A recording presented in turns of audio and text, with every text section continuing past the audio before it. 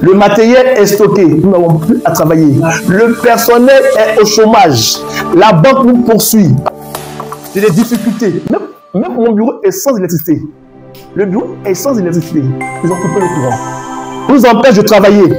En tant que citoyen, je suis en mesure de dénoncer cela. Citoyens, citoyennes, bonjour. Nous sommes aujourd'hui au siège de iSecurity dans le cadre d'un focus citoyen qui porte sur les jeunes entrepreneurs qui sont empêchés de prospérer alors que c'est l'année de la jeunesse, alors que nous sommes dans un contexte de cherté de la vie. Écoutez et nous vous reviendrons pour la fin.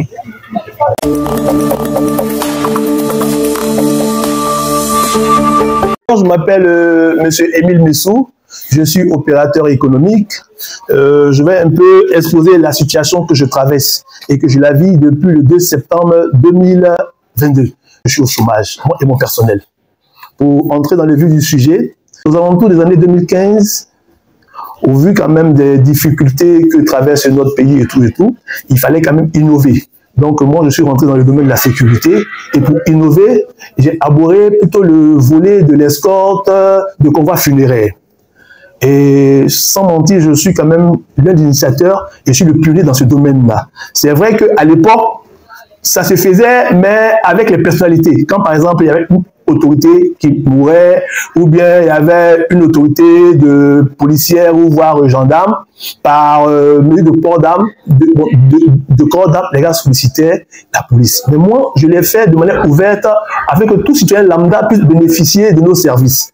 Donc depuis 2016, j'ai initié cette activité-là, l'escorte de convois funéraires. Et comment est-ce que je procède? Via les maisons de pompes funèbres, je tissais des relations avec les maisons de pompes funèbres. Et partant des maisons de pompes funèbres, les parents éplorés. Nous consultaient et puis on voyait dans quelle mesure on pouvait quand même les permettre de pouvoir respecter les heures selon leur programme funéraire. Donc des fois, je prends pour exemple, si la levée de corps a lieu dans une pompe funèbre, voire Ivocep, à 7 heures, les motards font la flèche du corbia. Donc à 7 heures, ils font la flèche du corbia. On prend le corps à Ivocep à 7 heures. De 7 heures à 8 heures, on se retrouve au domicile familial. De là, on passe à l'église. De l'église, on les accompagne jusqu'au cimetière.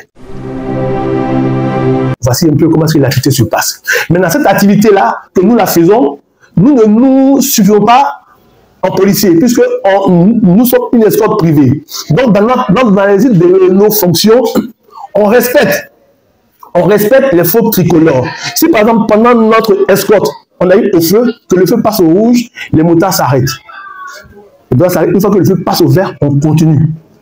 On respecte les feux tricolores. On reste encore la vitesse imposée en zone urbaine. Si au cours de notre escorte de convoi funéraire, il s'avère qu'on croise une ambulance, les motards font la pause pour permettre à l'ambulance de passer.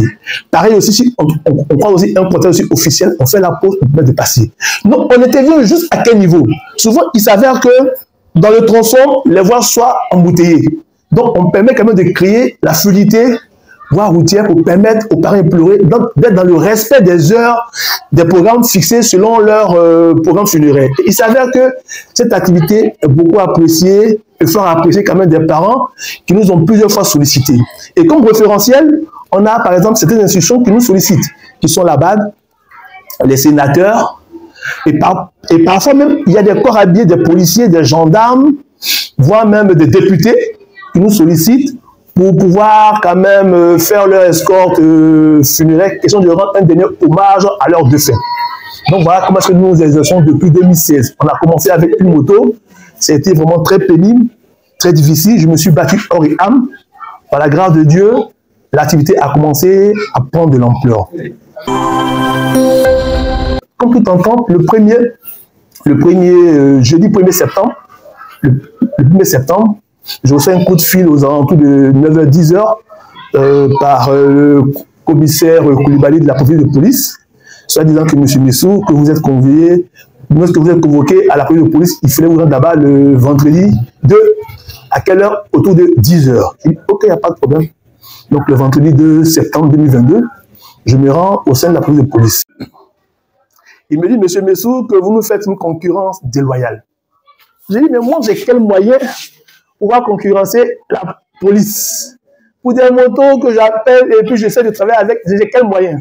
Il dit que non, qu'une fois il y a une famille qui a eu à leur contacter et que cette même famille-là m'a aussi contacté. Et puis plus loin, la famille a dit, ah, ils ont eu mieux ailleurs, qu'il y a eu un privé qui a pu faire leur escorte funéraire pour les permettre de sortir d'Abidjan pour partance pour Aboisseau. Donc, il fallait qu'en ce moment précis, là, le 2 septembre, pendant que je suis dans ces bureaux-là, en ce moment là, que j'arrête toute activité. J'ai dit, mais par rapport à quoi? Est-ce que l'activité que je fais, il est légal? Il n'y a quel problème? Il me dit que non, qu'il y a un décret qui est sorti le 21. Il y a un décret qui est sorti le 21 mai 2021 qui dit que l'escorte, le convoi funéraire est interdit. Je n'ai pas le droit de le faire. Il dit, ok, il n'y a pas de problème. C'était le 2. Donc, le 5, pour être curieux, d'abord, il me montre d'abord un article du décret, à son article 14, que je prends, je regarde, je lis, je dis, ok, j'ai compris. Donc, un santé d'arrêt toute activité. J'ai compris. Il y a pas de... Donc, je donne l'ordre de suspendre toute activité. Donc, le 5, je me rends à au plateau, aux archives. Donc, je vois le grand magasinier. J'expose mon problème. Il me tire le décret. Et quand je prends connaissance du décret, le décret parle de l'escorte des hautes personnalités. Il est relatif à l'escorte des hautes personnalités. Alors que moi, je ne fais pas d'escorte de personnalité. Moi, je fais des escortes de convois funéraires. Je fais que la flèche des corbières pour permettre une fluidité pour que les personnes soient aux heures des rendez-vous selon leur programme funéraire. Voilà mon activité. J'ai dit donc d'arrêter. J'ai dit, ok, donc quand j'ai pris connaissance du décret, j'ai dit, ok, d'accord. C'est le décret là qui est une entorse à mon activité. Au vu du décret, j'ai dit, d'accord, donc quand même, j'ai quand même souhaité quand même les personnes compétentes pour voir dans quelle mesure je puisse travailler en toute quiétude. Chemin faisant, j'ai adressé un courrier auprès du ministre pour exposer ce que je vis, afin qu'il puisse voir dans quelle mesure me donner une dérogation pour que je puisse travailler en toute quiétude. Lorsque mes éléments sortent, la police de police vient pour les arrêter. Ils empêchent de travailler, ils disent que c'est interdit. Je dis, ok, j'ai compris. Et par 2 fois, ils ont interpellé d'arrêter l'activité. Donc, je sursois l'activité. Et donc, depuis le 2 septembre, tout le monde au chômage, donc j'ai mis tout le monde au chômage technique. J'ai introduit les différents courriers dans le but de retrouver une solution meilleure afin de pouvoir reprendre l'activité. J'ai envoyé près de 8 courriers auprès du ministre de l'Intérieur et de la Sécurité qui sont restés sans suite jusqu'à ce jour. J'ai interpellé les institutions de la place.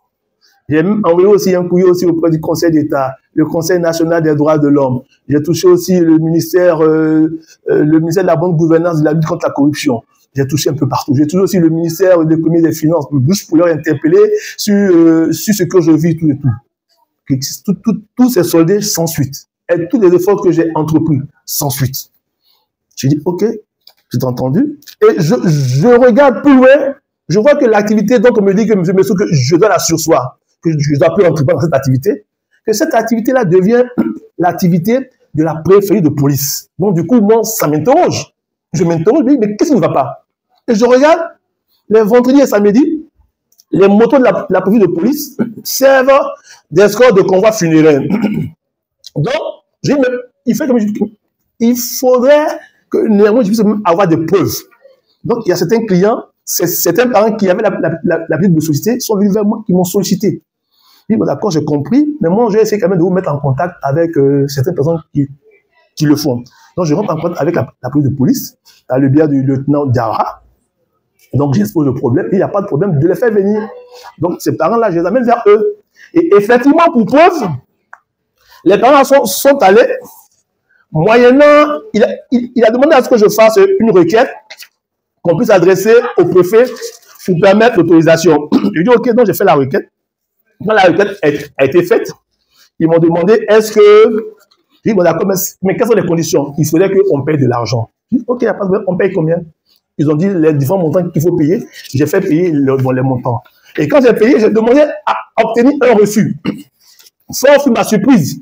Quand je vois un tel reçu, voici un peu la demande qui est proférée, qui est là. Et voici le reçu. C'est sur la même demande-là qu'ils font la décharge en termes de reçu. Je dis, ok, il n'y a pas de problème. Maintenant, pour le paiement, je dis, mais le paiement se fera comment? Et après, pour moi, que je peux le faire en Orange Money. Donc, voici les numéros qui sont là. J'ai fait les paiements via les Orange Money. Et l'argent a été reçu. Et ils sont allés pour faire les escortes. Je suis fort et que de constater que c'est sur le même papier que j'ai émis qu'ils font dessus le reçu. Voici ce qu'il y a là, le reçu qui est là. Je vois là le tampon de la police qui est là, qui est bien là-dessus, tout le tout. Et puis c'est marqué, reçu ce jour 16 février 2023, la somme de 120 000 francs pour escorte prévue le 25/2/2023. Avec le site de la police qui est là. Voici les éléments Orange Money que j'ai dit faire comme dépôt. Qui est là, au reçu dont je viens d'énumérer tout à l'heure. Voici un peu ça. Adressé au lieutenant Diarra Draman, qui est là tout le tout, avec son numéro de téléphone qui est là tout le tout. Donc quand j'ai vu ça, et cette opération, je l'ai multipliée à 3 reprises. Et à chaque fois, c'était pareil. C'était comme ça qu'il fallait procéder. À 3 reprises, c'était tout pareil, comme ça, voici encore un autre reçu qui est là. À chaque fois que j'ai fait, c'était pareil, avec les éléments qui viennent Orange Money. J'ai dit, ok. Et donc, du coup, ça m'a suscité. J'ai dit, ok, donc, il s'avère que si vraiment c'était un truc qui se faisait par l'État, aller au trésor, ça ne va pas être par les Orange Money, tout le tour, on sait comment est-ce que la procédure se passe, tout le tour. Donc, ce fait-là, j'ai fait un courrier que j'ai adressé au ministre. Donc, tout ça, je l'ai détaillé dedans. Mais j'ai l'impression que peut-être que mon courrier n'arrive pas à bon port, bien que cela ne monte pas jusqu'au niveau du ministre. J'ai dit, ok. Donc, j'ai tout commencé dans mon action. J'ai même adressé un courrier par rapport à ça au préfet pour l'interpeller. Quand j'ai adressé le courrier au préfet, fut fort ma surprise lorsque j'ai été interpellé par le même lieutenant qui fait les décharges. Il me dit que concernant mon courrier, qu'ils ne peuvent pas me donner une réponse. Parce que le courrier, dans mon courrier, j'avais stipulé quoi. J'ai dit, le fait que vous avez demandé à ce que j'arrête mon activité au vu du décret qui m'interdit de travailler, donc faites-moi ça par écrit. Au moins, je pourrais prendre ça pour justifier auprès de mes différents créanciers, auprès des impôts que je dois, auprès de mes fournisseurs et tout ça. Ils me disent que non, que de me connaître du décret qu'ils n'ont pas à me répondre, ils ne me feront pas de réponse en écrite. Et puis ce courrier même, ce courrier a été fait avec plusieurs ampliations. Les différentes ampliations sont là. Les courriers ont été faits avec plusieurs ampliations. J'ai des difficultés. Même mon bureau est sans électricité. Le bureau est sans électricité. Ils ont coupé le courant. Le matériel est stocké. Nous n'avons plus à travailler. Le personnel est au chômage. La banque nous poursuit. Parce que, et curieusement, 2 semaines avant que je ne ferme l'entreprise, on nous a livré 2 motos. 2 motos. Donc, du coup, le fait que les motos ont déjà livré une seule fois, c'est causé comme objet utilisé. On doit les payer. Et on est contraint. On a fermé. La banque nous poursuit. Le personnel est au chômage. On a les impôts. Pour une première fois, je suis en arrière d'impôts. Et j'interpelle aussi pour dire que moi, voici un peu mes factures. Je paie mes impôts. Je suis une entreprise constituée. Ça, par exemple, c'est une institution avec laquelle nous avons travaillé. Voici un peu comment nos factures sont émises avec des TVA tout public. On nous paie nos impôts. Et pour quelqu'un qui contribue, en tant que citoyen ivoirien, opérateur économique, qui contribue aux impôts, on me dit non. Nous qui contribuons aux contribuables, on dit non, monsieur, il faut arrêter votre entreprise. Je dis, ok, je l'arrête. Et puis je vais trouver, je vois ce genre de reçus. Donc l'argent même ne rentre même pas même dans les caisses de l'État. Avec des éléments via Orange Money. J'ai interpellé tout le monde. Je suis passé par toutes les voies. J'ai ça insu. Même j'ai même fait encore une autre proposition. Je dis, mais mon activité là, si ça veut que c'est au niveau de la note, ça vous gêne, permettez-moi de faire les escortes de convois funéraires qui vont hors Abidjan. Hors Abidjan, par exemple, s'il y a un parent qui veut aller, par exemple, pour ses funérailles à Dabou, les motards peuvent aller pour la cérémonie sur Dabou. S'il veut aller, par exemple, sur Bassam, les motards vont pour la cérémonie sur Bassam. Là encore, j'ai encore été confronté à un refus strict de ne pas exercer. Mais les parents sont là, ils peuvent en témoigner. Ceux qui m'ont plusieurs fois sollicité, savent comment est-ce qu'on travaille. On travaille dans le respect du code de la route. On respecte la vitesse imposée en zone urbaine. Quand on arrive devant un feu rouge, même quand on est en cortège de convoi, on marque l'arrêt. Et aujourd'hui, avec encore la nouvelle donne pour la réglementation de la voirie, lorsque vous grillez un feu, votre numéro est du coup pris et puis vous êtes quand même sous l'effet d'une pénalisation. Mais là encore, ça vient encore consolider notre travail. Puis déjà, on le faisait dans le préalable. Donc, du coup, on dit encore, on m'a toujours les postes, on ne se substitue jamais, on ne s'est jamais substitué en policier. Loin de là. On a tous travaillé dans le respect du code de la route et de la voirie. On a tous été soumis. Et il s'avère qu'aujourd'hui, j'ai émis près de 20 courriers. Et voici les différents courriers dans mes démarches qui sont restés sans suite. Donc, je m'interroge. Si effectivement, ces courriers-là, peut-être le ministre a pris connaissance de ça ou pas, est-ce que c'est arrivé auprès du ministre? À savoir, si oui ou non. Donc, franchement, j'interpelle le président de la République. De voir dans quelle mesure il peut faire en sorte que je puisse reprendre mes activités en toute quiétude. Parce que quand on va pour travailler, on nous empêche de travailler. Et il savait qu'aujourd'hui, c'est une activité de la police de police d'Abidjan. Pour preuve, pour des parents que j'ai amenés auprès d'eux, vous voyez un peu, voici un corbillard d'un citoyen lambda, voici un policier qui est derrière un corbillard. Voici un corbillard, alors que franchement, je n'ai pas envie de faire le commentaire, mais regardez de vous-même, voici un policier derrière un corbillard. Les vendredis et samedis, ça devient leur activité. Ça fait partie des prérogatives de la police, comme on dit. Et puis, on sait où partira l'argent dans les caisses du trésor, mais quand c'est dans les postes privés, moi, Émile, en tant que citoyen, je suis en mesure de dénoncer cela. Donc, c'est au vu de ça que je dénonce cela. Parce que je subis un truc, je peux dire, illégal. Parce que Abidjan seul regarde près de 8 ponts funèbres. Même la police a essayé de ne pas couvrir tous les 8 ponts funèbres. Et moi, on m'empêche de travailler. C'est de la boulimie. Vous ne pouvez pas travailler. Non, j'ai l'impression que c'est moi qu'on veut écarter. C'est moi qu'on veut écarter et peut-être tout le demain, un matin, je ne suis pas surpris de voir qu'il y a une société privée qui exerce dans ce domaine-là. Et moi, on m'a écarté. On m'a écarté. Donc, c'est au vu de ça, je ne sais pas par quel va passer pour que mon message soit entendu. Monsieur le ministre, voire monsieur le président, c'est la seule voie recours. Donc, vraiment, recevez mes remerciements anticipés. Je compte sur vous, j'ai foi en vous et j'ai foi en mon pays. Dieu fort. Bonsoir, moi c'est Anani Vénon-Jezan. Je travaille à la société privée Height Sécurité. Depuis que nous avons commencé, j'aimais bien ce travail, mais malheureusement maintenant je suis au chômage. Je n'arrive même plus à satisfaire mes besoins à la maison, ni manger et tout faire. C'est vraiment difficile pour moi à me retrouver grâce à la société. Maintenant que nous sommes au chômage, c'est un peu compliqué pour moi de vivre, d'améliorer mes besoins, de tout faire à la maison. Mais depuis que nous avons arrêté, j'ai un peu du mal à m'en sortir. Je demande au président de nous aider à propos de cette situation, qu'il nous aide pour tout commencer. Merci. Bonsoir, je me nomme Diallo Ousmane. Depuis que j'ai arrêté mon travail, même pour payer ma maison, je ne peux pas. Pour payer la scolarité de ma soeur, je ne peux pas. S'il vous plaît, aidez-nous. Aidez aussi notre patron à recommencer le travail. Je vous remercie. Bonsoir, je me nomme Chris Alan Kevin. Je suis le président de l'escorte privée Height Sécurité. Mais actuellement, nous avons trop de difficultés parce que le gouvernement a essayé de fermer notre boulot. Donc actuellement, là, c'est très difficile pour nous. Nous avons même des dettes à payer. On voit que tout ça, ça ne va pas. Les motos sont garées. Quand c'est comme ça, c'est pas bon. On a pris des prêts pour pouvoir acheter 2 nouvelles motos. Il n'y a pas d'argent pour rembourser. Donc actuellement, on ne sait pas comment on fait. On demande au gouvernement d'essayer de voir s'ils peuvent nous aider.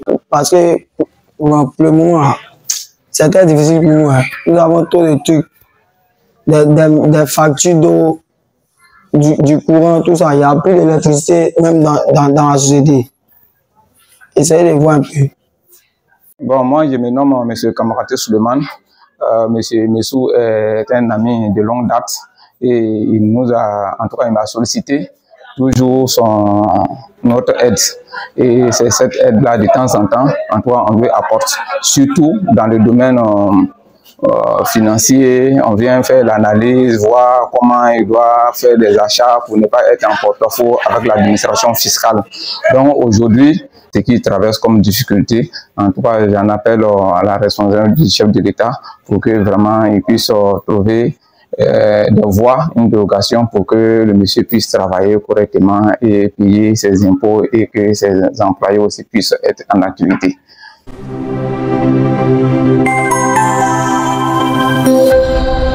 Citoyens, citoyennes, vous avez entendu le témoignage de M. Messou, de ses employés et de son collaborateur. Vous avez vu ce que la police nationale fait subir à un entrepreneur qui emploie une quinzaine de personnes et qui a aussi des emplois indirects dans son activité. La question que nous nous posons, c'est est-ce qu'il est dans les attributions de la police nationale de faire ce genre d'escorte funéraire? Si la réponse est oui, alors il y a un problème, puisque c'est à titre privé que ces policiers-là utilisent les équipements de l'État pour aller travailler à leurs propres frais et ils mettent cet argent-là dans leur poche. Les motos qu'ils utilisent pour faire les escortes funéraires, c'est une dotation, c'est l'équipement qu'on leur donne pour leur travail dans le cadre de leur profession publique là. Donc, c'est comme si un policier prenait son arme pour aller la louer à un privé. Quand il prend la moto de l'État là pour aller faire escorte privée. On a des sociétés de sécurité privées, mais il y a la police aussi qui est là, qui fait la sécurité publique. Ça veut dire que quand on a le public là, on a aussi toujours le privé. C'est quoi le problème? Si la réponse est oui, il y a aussi un problème parce qu'on est censé être dans une économie libérale. Économie libérale, là, ça veut dire que chacun est libre de mener ses activités. C'est à nous, les clients, là, de choisir chez qui on veut partir. Donc, aucun n'a le droit d'empêcher l'autre de fonctionner, encore moins une structure étatique. Si la réponse est non, il faut que les autorités prennent leurs responsabilités. Est-ce que ces courriers-là parviennent effectivement au ministre de la Sécurité? Le chef de l'État demande aux gens qui sont dans la diaspora de venir investir. Mais quelqu'un vient investir, il innove, il crée une activité. Quand ça prospère, on vient, on le bloque, on le met à la ruine. On dit aussi que c'est l'année de la jeunesse. Voilà des jeunes gens qu'on a mis au chômage. Donc, qu'est-ce que l'État veut réellement? Et pourquoi l'État ne prend pas les dispositions qu'il faut pour protéger des entrepreneurs? Quelqu'un qui a une entreprise, qui paye ses impôts, qui emploie des gens, on vient, on met fin à son activité. Et c'est la police nationale elle-même qui est à la base de ça.